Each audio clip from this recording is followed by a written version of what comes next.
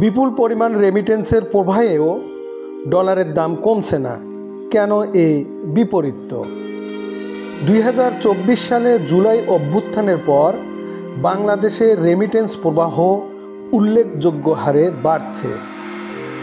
প্রবাসী বাংলাদেশিরা দেশে রেকর্ড পরিমাণ বৈদেশিক মুদ্রা পাঠিয়েছেন। তবুও দেশের অর্থনীতিতে ডলারের চাহিদা ও দাম কমছে না। এই বিপরীত অর্থনীতিবিদদের ভাবিয়ে তুলেছে। কী কারণে এমন হচ্ছে এবং এর প্রভাব কী হতে পারে তা নিয়ে বিশ্লেষণ। বাংলাদেশ ব্যাংকের তথ্যমতে বৈদেশিক মুদ্রা অর্জনের প্রধান খাত রেমিটেন্স বা প্রবাসী আয়। রিজার্ভ গঠন এবং বহির্বিশ্বে কর্মসংস্থান সৃষ্টির লক্ষ্যে বিশ্বের 168 দেশে জনশক্তি রপ্তানি করে বাংলাদেশ।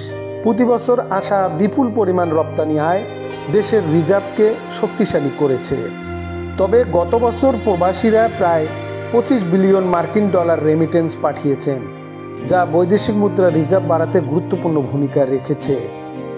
এত রেমিটেন্স আসা সত্ত্বেও ডলারের মূল্য স্থিতিশীল বা কমার পরিবর্তে বাড়তির দিকে।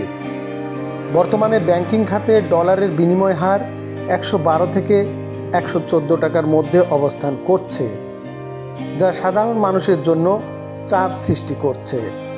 অর্থনীতিবিদরা বলছেন, ডলারের দামের স্থিতিশীল না থাকার প্রধান কারণ হল আমদানি খাতে অতিরিক্ত ব্যয়। জ্বালানি, খাদ্য এবং কাঁচামালের মতো প্রয়োজনীয় পণ্যের আমদানি বৃদ্ধি পেয়েছে। এছাড়া বৈদেশিক ঋণের কিস্তি পরিশোধ এবং মেগা প্রকল্পগুলোর অর্থায়নের জন্য ডলারের চাহিদা বেড়েছে। একই সঙ্গে হুন্ডির মতো অনিয়ন্ত্রিত মাধ্যমেও ডলারের লেনদেন চলছে, যা ব্যাংকিং খাতে রেমিটেন্স প্রবাহের পুরো সুবিধা পেতে বাধা সৃষ্টি করছে। বিশ্লেষকরা মনে করেন, ডলারের দাম কমানোর জন্য আমদানি খরচ নিয়ন্ত্রণ, রিজার্ভের সঠিক ব্যবস্থাপনা এবং হুন্ডি প্রতিরোধে কার্যকর উদ্যোগ নিতে হবে। এছাড়া রপ্তানি আয় বাড়ানোর পাশাপাশি রেমিটেন্স পাঠানোর প্রক্রিয়াকে আরও সহজ ও আকর্ষণীয় করতে হবে। বাংলাদেশ ব্যাংক ইতিমধ্যে মুদ্রানীতি সংশোধনের মাধ্যমে ডলারের চাহিদা ও সরবরাহে ভারসাম্য আনার চেষ্টা করছে। তবে দীর্ঘমেয়াদী সমাধানের জন্য অর্থনৈতিক কাঠামোগত উন্নয়ন প্রয়োজন।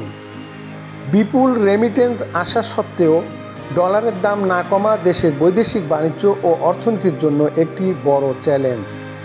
আমদানি নির্ভরতা কমিয়ে স্থানীয় উৎপাদন বৃদ্ধি এবং রপ্তানি খাতকে শক্তিশালী করার মাধ্যমে এ চ্যালেঞ্জ মোকাবেলা করা সম্ভব বলে ধারণা করছেন অর্থনীতি বিশ্লেষকরা।